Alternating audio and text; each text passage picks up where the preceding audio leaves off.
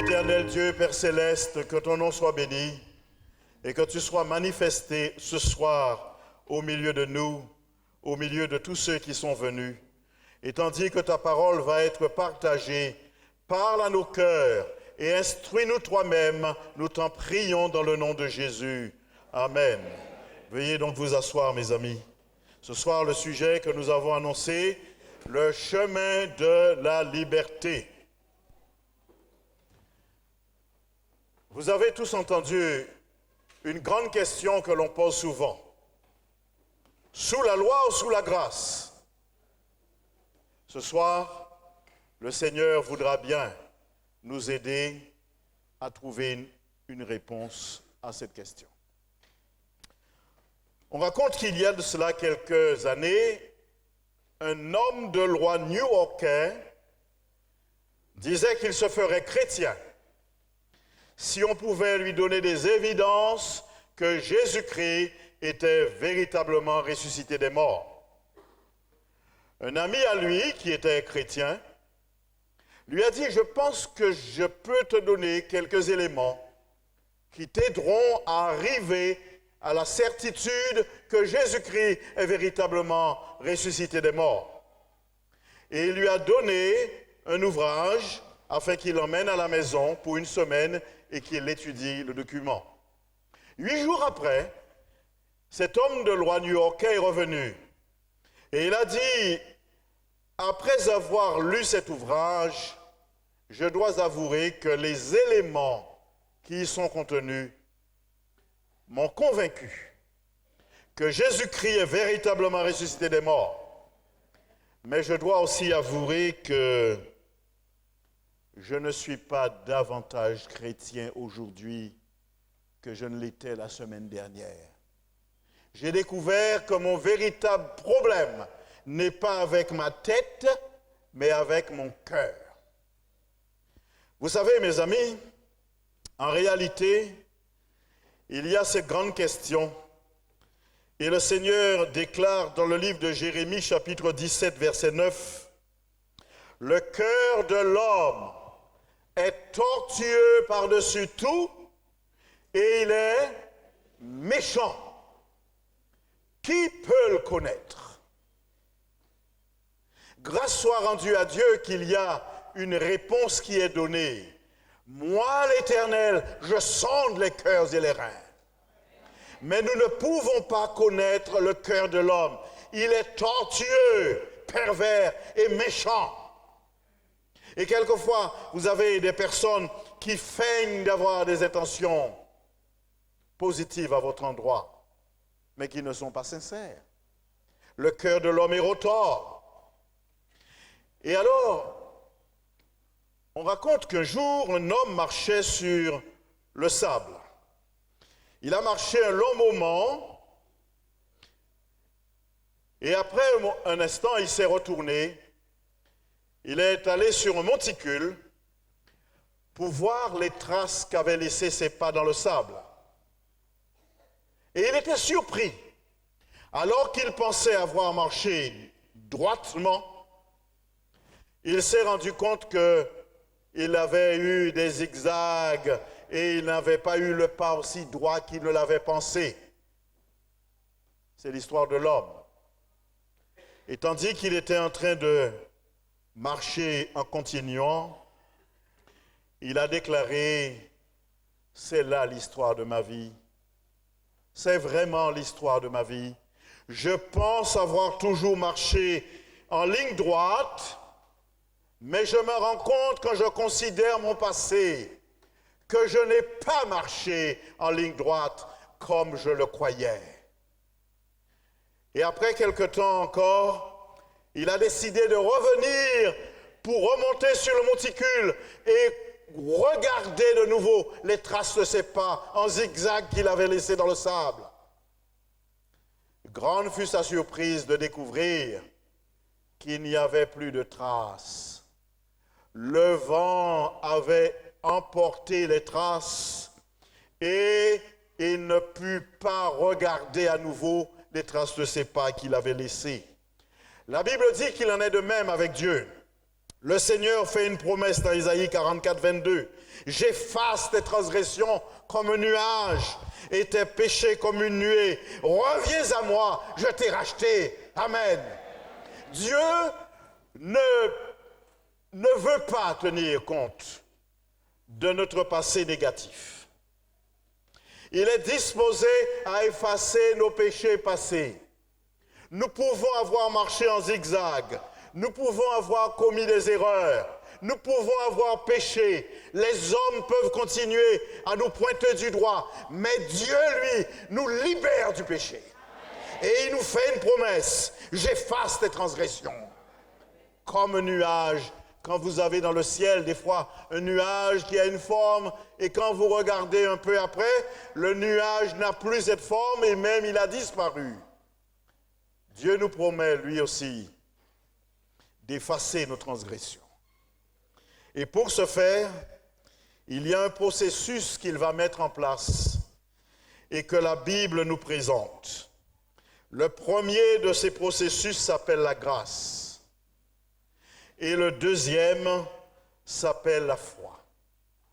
Dieu nous dit qu'il a pourvu à notre salut grâce à la grâce et grâce à la foi. Nous lisons en effet, sous la plume de l'apôtre Paul, dans le livre qu'il consacre aux Éphésiens, chapitre 2, verset 8, page 1185, pour ceux qui ont la Bible en main. Car c'est par grâce que vous êtes sauvés. Qu'est-ce que ça signifie? C'est par grâce que nous sommes sauvés, par le moyen de la foi, et cela ne vient pas de vous, c'est le don de Dieu. Amen. Je pense qu'on peut dire amen. Ce n'est pas un péché de dire amen.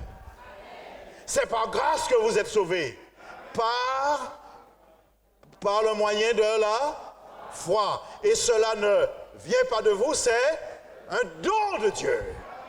Et il ajoute encore, ce n'est point par les œuvres afin que personne ne se glorifie. Ce ne sont pas mes œuvres qui me sauvent. Je suis sauvé par la grâce de Dieu. La grande question, mais c'est quoi donc cette grâce? La définition la plus vraie que j'ai trouvée, la grâce est une faveur imméritée. Je n'ai rien fait pour bénéficier de la grâce. Quand vous avez un prisonnier qui est fermé, et comme on faisait autrefois, ce qui n'a plus tellement cours aujourd'hui, le 14 juillet, le président de la République décide de faire grâce présidentielle et qu'on vient trouver 2, 3, 4, 5 prisonniers et pour leur dire que vous serez libérés par grâce présidentielle, qu'est-ce qu'ils ont fait pour mériter cela? Ils n'ont rien fait pour mériter. C'est une faveur. Eh bien, nous sommes sauvés par la faveur de Dieu. Nous sommes sauvés par la grâce de Dieu. La grâce de Dieu n'est donc pas une récompense. Si c'était une récompense, ça signifie que ce serait un salaire. Ça signifie que nous aurions mérité d'être sauvés. Mais c'est une faveur de Dieu. La grâce de Dieu est le don qu'il nous fait.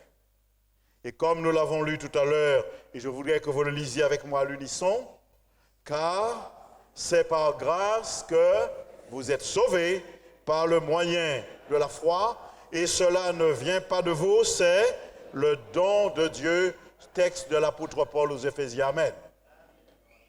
Nous sommes sauvés par grâce. Et je suis content de dire ce soir, merci Seigneur. Merci pour ta grâce. Merci parce que ta grâce, elle va me justifier de pécheur que je suis, car d'Adam, je suis né dans le péché et ma mère m'a conçu également dans le péché. Je suis né dans l'iniquité et ma mère m'a conçu dans le péché. Et depuis Adam, nous transportons cette tare qu'est le péché. Mais parce que Dieu me fait grâce, il me déclare juste. Je ne suis pas juste par moi-même, mais il me considère juste parce qu'il me permet de bénéficier de la justice de Jésus-Christ. Et comme Jésus-Christ est juste, et comme il a remporté la victoire pour moi sur la croix, il me permet de bénéficier de sa justice et il me rend juste. Sa justification va donc emmener quelque chose d'autre. Si Dieu me justifie, eh bien je suis pardonné, amen. Je suis pardonné pour mon péché passé. Et vous savez qu'il y a beaucoup de gens aujourd'hui qui ne vont pas bien parce que le sentiment de culpabilité les étreint et les détruise. Alors ce soir, je veux dire que nous sommes libres en Jésus-Christ et que dit nous avons été coupables. La grâce nous est donnée maintenant et nous sommes justifiés et nous sommes pardonnés. Et en plus, nous avons en Jésus-Christ la rémission des péchés. Merci Seigneur. Et voilà ce que dira l'apôtre Paul. Romains chapitre 6, verset 14. Car le péché n'aura point de pouvoir sur vous, puisque vous êtes non sous la loi, mais sous la grâce. Et c'est là toute la question. Vous n'êtes pas sous la loi, mais vous êtes sous la grâce. Alors, j'ai entendu toutes sortes de choses déclarées à ce sujet. Qu'est-ce que ça peut bien signifier? Vous n'êtes pas sous la loi, mais vous êtes sous la grâce. Nous allons essayer de comprendre. Vous n'êtes pas sous la loi, mais vous êtes sous la grâce. Le péché n'aura point de pouvoir sur vous. Nous avons d'abord, pour comprendre l'expression sous la loi, deux hypothèses possibles. Être sous la loi serait la situation de tous les citoyens. À ce moment-là, on dirait qu'ils sont sous la juridiction de la loi. En territoire français où nous sommes sous la juridiction de la loi. Nous sommes d'accord? La deuxième possibilité serait d'être dans une situation de repris de justice et par conséquent sous la condamnation de la loi. Nous sommes d'accord? On a donc deux hypothèses possibles. Être sous la loi pourrait vouloir dire sous la juridiction ou encore sous la condamnation. Mais en effet, nous allons bien comprendre que la seule explication possible se trouve dans le texte que nous avons lu tout à l'heure. Romains chapitre 6, verset 14. Car le péché n'aura point de pouvoir sur vous, puisque vous êtes non sous la loi, mais sous la grâce. Le mais là met en opposition les deux. Ça ne peut pas être, mais vous êtes non sous la juridiction de la loi, mais sous la grâce. Ça ne peut être que, mais vous êtes non sous la condamnation de la loi, mais sous la grâce. Nous sommes d'accord? Parce que être sous la grâce, c'est être libéré de la condamnation de la loi.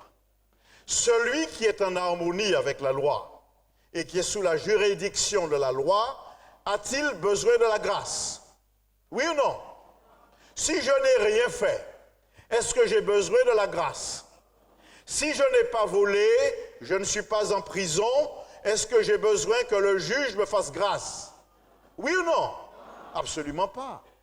Tandis qu'ici, quand je lis le texte, le péché n'aura point de pouvoir sur vous, puisque vous êtes non sous la loi, mais sous la grâce, ça ne peut pas vouloir dire que vous n'êtes pas sous la juridiction, mais vous êtes sous la grâce. Ça ne peut que vouloir dire vous n'êtes pas sous la condamnation, parce que vous êtes au bénéfice de la grâce. Est-ce que nous sommes d'accord? Est-ce que nous sommes d'accord? C'est très important que nous comprenions cela. Nous allons avancer. Quand nous sommes avec la loi, c'est votre cas ce soir, vous êtes libre. Maintenant, si vous étiez sous la loi, vous seriez des condamnés. Ce soir, ceux qui sont fermés dans les prisons sont sous la condamnation de la loi. Mais vous qui êtes libres comme moi ce soir, nous sommes avec le bénéfice de la grâce, spirituellement, mais nous sommes en harmonie avec la loi. D'accord? Et alors, nous allons comprendre que pratiquer le péché a des conséquences forcément. Pratiquer le péché, sur le plan spirituel, nous met sous la loi. Celui qui pratique le péché, il est où? Sous la loi. Parce que la loi le condamne. Celui qui pratique le péché, la loi le condamne. Celui qui a tué son frère, il est sous la condamnation de la loi parce que le commandement dit, tu ne tueras point.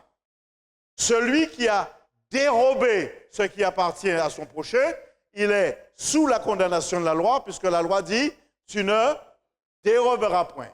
Celui qui ne garde pas le 7e jour comme jour du repos de l'Éternel parce que ça fait partie de la loi, il est aussi sous la condamnation de la loi parce qu'il a transgressé la volonté de Dieu. Alors, qui est donc sous la loi? Celui qui garde la loi ou celui qui la transgresse?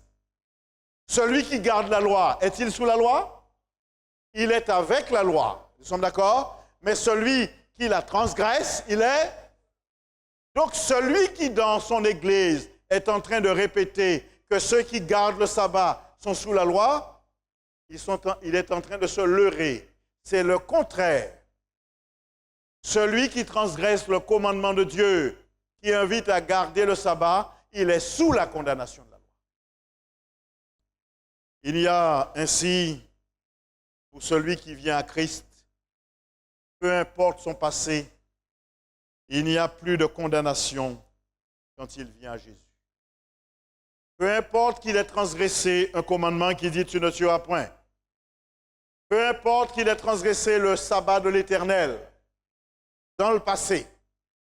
Maintenant, il vient à Jésus-Christ et il dit « je veux obéir, Seigneur, à ta parole ».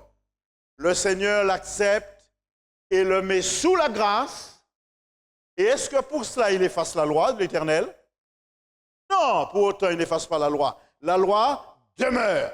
Donc, il devient un homme ou une femme au bénéfice de la grâce avec la loi, parce qu'elle demeure.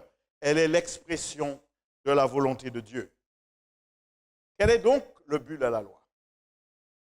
Est-ce que la loi peut me sauver? La loi ne peut pas me sauver. La loi n'est pas un moyen de salut. Est-ce que la loi peut me donner la vie éternelle? Non. La loi, elle va m'informer. La Bible la compare dans le livre de Jacques à un miroir. Quand je vais dans le miroir le matin, je vois qu'il y a de la cire sur mes yeux, de la bave partout. Ça ne m'arrive pas. Hein? Mais ça pourrait m'arriver. Le miroir m'informe que je suis couvert de cire et de bave. Et c'est tout. Je vais avoir maintenant reçu l'information que je dois me rendre vers le lavabo pour laver mon visage avant de sortir. C'est exactement ce que fait la loi. Elle m'informe de ma situation. Et quand elle m'a informé de ma situation, alors elle va me guider vers la solution. Et dans le cas spirituel qui nous concerne, la solution, c'est Jésus-Christ.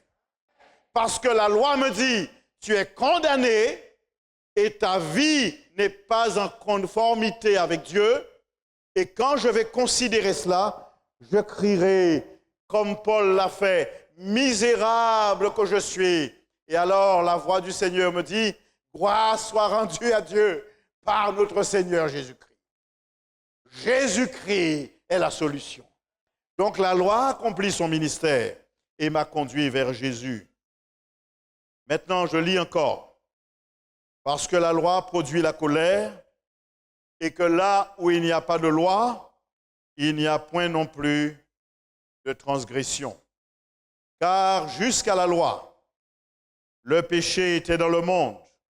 Or, le péché n'est pas imputé quand il n'y a point de loi. Et pourtant, Jean va ajouter dans la première épître ceci. Quiconque pêche transgresse la loi et le péché, c'est la transgression de la loi. J'aimerais avoir 5 enfants. Est-ce que 5 enfants volontaires peuvent venir me rencontrer? Vous aurez chacun un stylo. J'ai 5 stylos. Alors, 5 enfants. Venez donc. Je mets mes stylos là. Oh, 5. Pas plus de 5. Alors, ça me fait 1, 2, 3, 4. Il me manque un 5. Eh bien, ça suffit, j'ai 5. Alors, les autres, vous pouvez aller retourner à vos places. J'ai gardé que 5. Ça fait 1, 2, 3, 4, 5. D'accord? On peut m'emmener des stylos. Allez vous asseoir à côté. On va vous en donner tout à l'heure aussi. Mettez-vous là en attendant. Viens t'asseoir par ici en attendant. Est-ce qu'on peut m'emmener d'autres stylos? Comme ça, j'en aurai. Alors, on va les mettre ici. Et on va leur donner un nom. Je suis désolé pour toi, mais vous la voyez? Vous la voyez ici? Bon, je suis désolé, on va t'appeler Péché. C'est pas ton vrai nom. On va t'appeler Loi. D'accord? On va t'appeler Sauveur. On va t'appeler Grâce. On va t'appeler Pardon. D'accord? Alors, elle, on va l'appeler comment? Et elle? Et elle? Et elle? Et elle? D'accord. Nous avons dit tout à l'heure que le, c'est la transgression de, on répète, le, c'est la transgression de, et parce que je suis condamné par, et la loi va me conduire à, au, et parce que j'ai besoin du, parce que le, c'est la transgression de, et parce que là, me condamne, j'ai besoin de, parce que sans le, je n'ai pas de, et si je n'ai pas de, je ne serai jamais, et si je ne suis pas, je serai condamné par, parce que le, c'est la transgression de, et sans, je ne connaîtrai pas que je suis un pécheur, et le péché m'emmène à aller à, et le Sauveur me donne là, et s'il n'y a pas de, il n'y a pas de, et s'il n'y a pas de, je n'ai pas besoin de, et s'il n'y a pas de, il n'y a pas de, parce que sans le, je n'ai pas besoin de, parce que là, m'est donné pas, et le, m'accorde le, alléluia. Alors, merci. Merci les enfants. Tiens. Tu vois? Et les trois autres, venez chercher votre stylo. Vous êtes des volontaires. Alors, tiens, et tiens. Très bien pour les enfants.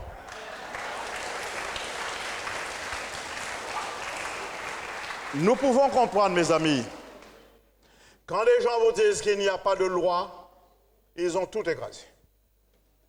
Parce que s'il n'y avait pas la loi, et s'il n'y a pas de péché, nous n'avons pas besoin du Sauveur. Or, la grâce nous est donnée par le Sauveur. Et la grâce nous est donnée parce que nous sommes pécheurs. La grâce de Dieu, source de salut pour tous les hommes, a été manifestée. Alléluia. Elle a été manifestée en Jésus-Christ, notre Seigneur. Il est venu sur la croix et il est mort. Il est ressuscité aujourd'hui et il est vivant au ciel. Il intercède pour vous. Et selon la révélation de la parole, il revient bientôt pour mettre un terme à ce monde de péché et pour nous donner la liberté et la vie éternelle. Et j'attends ce jour. Et nous attendons ce jour. C'est pourquoi il nous dit, je vous propose le royaume. Venez à moi, vous tous qui êtes fatigués et chargés, et je vous donnerai du repos. Ça me ramène à la croix du Christ. Et oui, ce jour-là, c'était un jour terrible. Il y avait un séisme comme jamais auparavant. Il y a eu des éclairs, il y a eu des tonnerres, mais il y a eu plus que cela, la libération de l'homme par la victoire de Jésus-Christ. Combien d'entre vous ce soir voudraient dire au Seigneur Jésus, je veux de ta grâce et je te remercie de m'accorder la libération. Voulez-vous lever la main, s'il vous plaît? Alléluia. Que le nom de Dieu soit béni. Que le nom de Dieu soit béni. Nous prions. Éternel Dieu, nous te remercions de nous avoir enseigné ta parole ce soir. Tu nous as donné des révélations importantes. Oui, nous sommes sauvés par grâce, par le moyen de la foi. Et ce salut offert gratuitement nous emmène vers l'obéissance en reconnaissance de ce que tu as fait pour nous. Aussi, Père, personne ne sauvé par grâce ne peut demeurer dans la désobéissance, pensant que la grâce qui lui est offerte lui donne la possibilité de vivre constamment dans la désobéissance. Ce serait disgrâce et ce serait une erreur. Mais nous te prions de nous accorder la force par le Saint-Esprit, puisque nous avons reçu cette faveur imméritée, par amour et par reconnaissance, de te rester fidèle. Garde-nous pleinement, nous t'en prions, dans le nom de Jésus, par ta grâce et pour ta gloire. Amen.